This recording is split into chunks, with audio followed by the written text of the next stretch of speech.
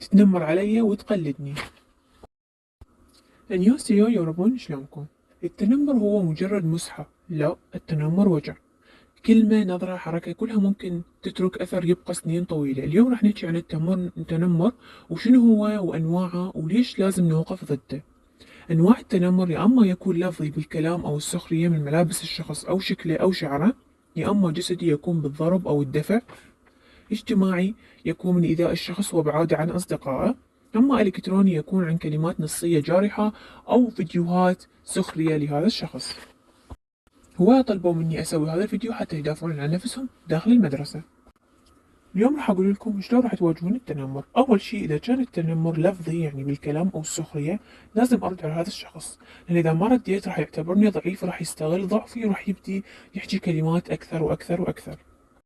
التجاهل الواضح، يعني إذا شخص بدأ يضايقك بشكل واضح، حاول تجاهله بشكل واضح، يعني مو بشكل إنه أنت خايف منه، لا، يعني أنا ما مهتم لك وكأنك ما موجود. لازم، هاي النقطة كلش مهمة بنات، إذا أنتوا تريدون تتجاهلوا لازم تفرقون بين التجاهل والخوف. يعني أنت إذا سكتي يختلف عن ما أنت تنظرين إليه بنظرات كره وحقد وساكتة، يعني أنا ما مهتميت لك رغم كلامك، أنت متهمني لا أنت ولا كلامك. حاول دائما تحيط بأشخاص إيجابيين، يعني خلي كل صديقاتك بالمدرسة أشخاص إيجابيين ويحبوك وصدق يهتمون إلك، يعني إذا صارت لك مشكلة يحجون وياك، إذا صار لك شيء يدافعون عنك. إذا أنت مو بحاجة إلى الدفاع عن النفس، أهم شيء الدافع المعنوي اللي راح ينطوك إياه صديقاتك.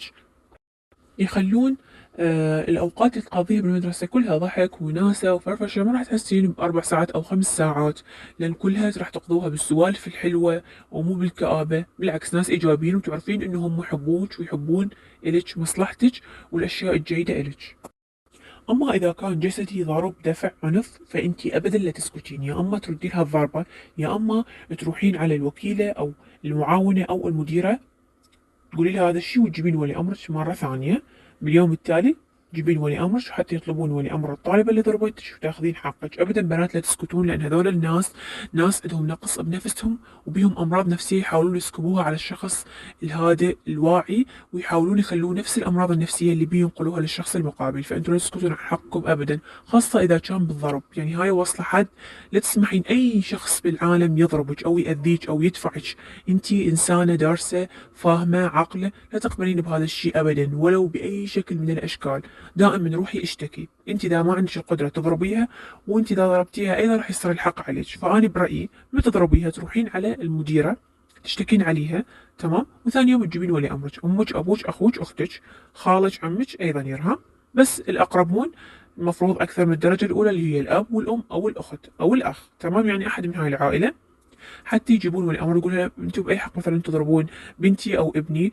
هنا انا بنتي جايه تتعلم، انا ما ضربتها بحياتي حتى انت تجي تضربها، وتصير مشكله راح تتادب وتصير عبره لمن اعتبر، حتى بعد ما حد احد يمد ايده عليك. لا تسمحين لاي شخص، لاي احد يمد ايده عليك، سواء كانت مدرسه ولا طالبه ولا احد من الشارع ولا احد تعرفيه ولا احد غريب ولا احد قريب.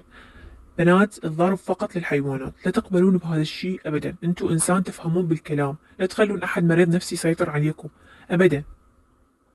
انتم اذا ما دافعتوا عن نفسكم وبقيتوا خايفين راح يصير بكم كالاتي: فقدان الثقه بالنفس. انت مثلا قالت لك لبسك مو حلو، راح تظلين انت معتقده انه ذوقك ابدا مو حلو، ذوقك مو كول، وذوقك قديم ومو حلو، تمام. كره المدرسة، انت راح تكرهين المدرسة، راح تشوفين بأي مدرسة تنتقلين راح تقولين خاف تطلع لي وحدة نفس هاي، خاف تطلع لي وحدة نفس هاي، وراح تفقدين ثقتك بنفسك وبمستقبلك. هم اصلا اللي يدمرون مستقبلك لان انت احسن منهم. دائما اللي يتنمر يكون انسان عنده فراغ بهذا الشيء اللي انت مليان عندك. يعني مثلا الجمال، مثلا انت تكونين احلى منها باضعاف وهي تغار من هذا الشيء، تمام، فتحاول تخليك تحسين نفسك مو حلوه حتى ما تتهنين بجمالك. تمام، ماكو احد يتنمر على شخص لانه مو حلو، ابدا ابدا ابدا، وماكو شخص مو حلو ابدا، وماكو معايير جمال خاصه. بنات، هاي الناس بتكره هاي الاشياء بس حتى يروجون لعمليات التجميل والأوبر والبوتوكس والمنتجات اللي هم يحطوها. لا تخلين احد يكئبك او شيء، بالعكس عيشي حياتك، لا تهتمين باحد، مثل ما قلت لك دائما دافعي عن نفسك.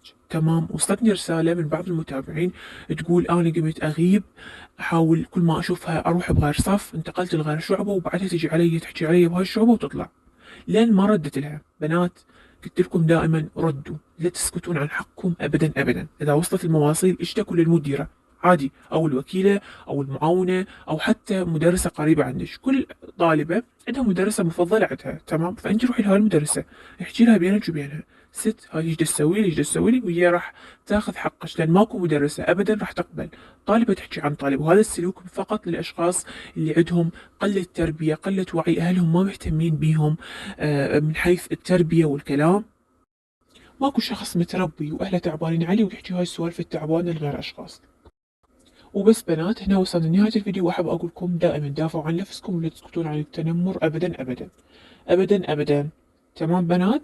روحوا ابدوا المدرسة بشخصية جديدة أو قوية، لا تخلون أحد يتنمر عليكم، لا تخلون أحد يحكي عليكم، لا تخلون أحد يقولش أنت كسلانة، أنت درجاتك عالية، أنت لا تخلين هم يقيموك، أنت قيمي نفسك، لا تسمحي لأي شخص يقيمك، سواء كانت مدرسة ولا طالبة ولا حتى مديرة. لا تخليها آه تقلل من عندك، ما بيها شيء إذا حكت وياك حكي عادي مثل بقية الطالبات، ولكن لا تخليها تعيب عليك أو تنتقص منك.